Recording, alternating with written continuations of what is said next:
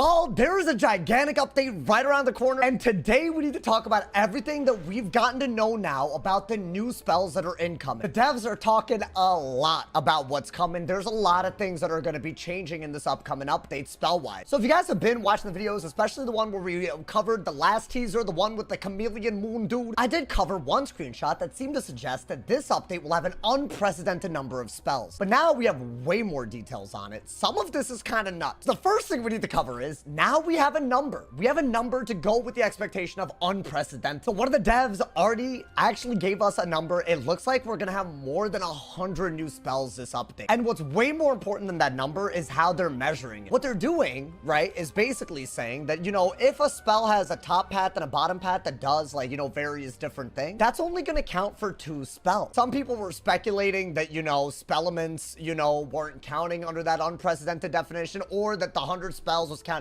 each of these cards as a unique spell. No, when they say 100 spells, even spells with spellments are only counting twice. What's even wilder is they specified that every school is going to be getting a new world spell in the upcoming update, which looks like an expansion to Krakatopia. The more I hear about it, the more it's giving Darkmoor. It was more of like a side activity that really, you know, they could have tied to the plot, but they didn't. And every school got a spell. I think that's what they're going to do with this expansion, except they are going to tie it somewhat into the storyline to the point where if you don't do it, you can't advance next year. An interesting tidbit that honestly, I didn't even know that I wanted, but now I feel like I do. They said that they're going to be exploring cinematics so that it's not just a dome, you know, in terms of like how the spell looks. And what I mean by that, right? If you've been looking at some of the newer spells, like let's take Bunyips. While Bunyips, cool animation, you know, like that part is absolutely epic. It's one of many recent spells where the actual background of the spell has nothing to do with where you're fighting. It's literally like a pre-made background that's always there. In the case of Bunyips, it's like a swap. Whereas every spell from like Arc 1 and Arc 2, they never did that, right? If you're fighting in Azteca and you cast a Storm Owl,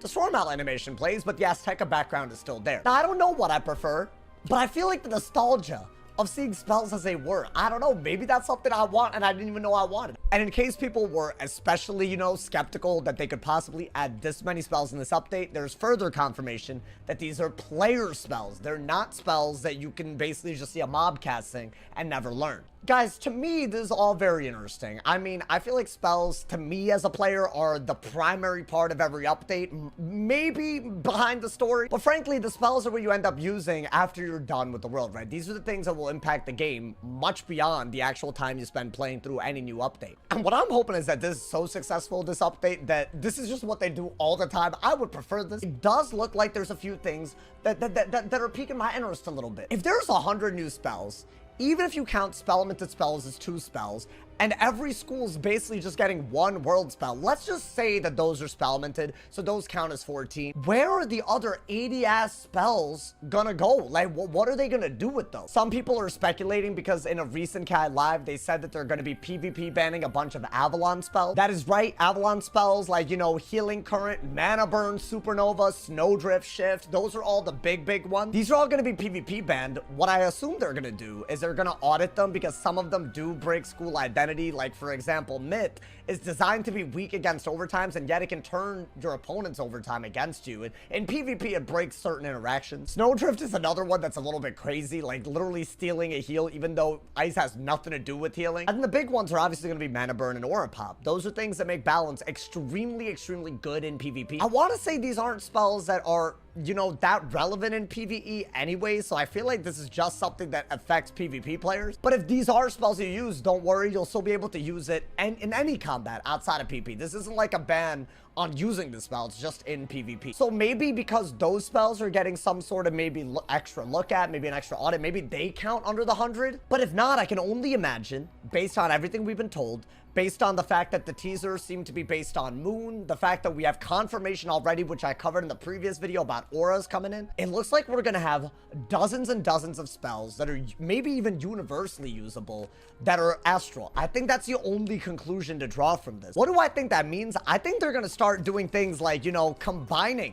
enchants for the Sun School. I think they're gonna start combining auras for the Star School, and I think we're gonna have a whole new set of polymorphs that we've never encountered before. Why do I say that I think it's Astral? One, every teaser we've had has some kind of moon-oriented thing. First, we had a moon chameleon. They had another teaser that came out that seemed to have a city based on the Moon School. The devs also confirmed we're getting new auras, and to me, it doesn't make sense to add moon and star things without adding sun things. It just doesn't. But I have a feeling that they are gonna add Spellman paths to the Astral schools, so that, let's say that you want to, like, you know, max tier them, the new area has some replayability. In my mind, that's the only way to get even close to that 100 number. Right, imagine if Galvanic Field had a way for you to, like, maybe increase the accuracy while lowering the damage on this or something. Or maybe there was a way to, like, have a little bit of pierce with the damage, but, you know, at the cost of some damage. They could add, you know, Spellmans to customize auras. Honestly, I think that could have already been a thing. I think stuff like that would just be cool. Now, because enchants are PvP banned, I honestly hope that they just go ham with it. I honestly also don't really believe that polymorphs are going to be a big part of PvP regardless. I could be wrong. If they prove me wrong in a way that they could balance it, great. But I will say this, I think the potentially gigantic can of worms here, and I hope they don't overdo it with this, is the Star School. I'd say auras, especially defensive auras, are already extremely OP.